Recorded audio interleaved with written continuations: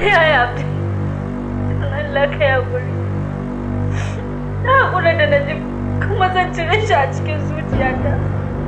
Don Allah ka zama sanadi. Shiga tsakaninku. Allah ya sani. Kuma shi ne shaidata.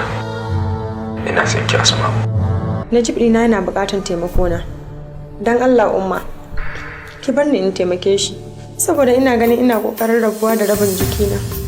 Yaushe ne ƙanina da Jib zai samu lafiya ya ci gaba da rayuwa kamar kowa a cikin gidan nan?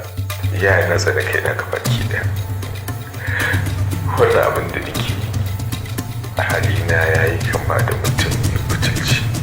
Na fi kowa sanin waye kai. Na fi kowa sanin abin da kake so da wanda ma ba ka so. Something is wrong somewhere.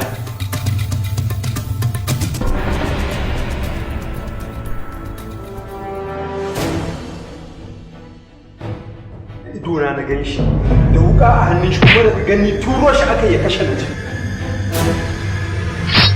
Da a ce babu zuciya, ƙaunarki da ba ta mini lahani ba.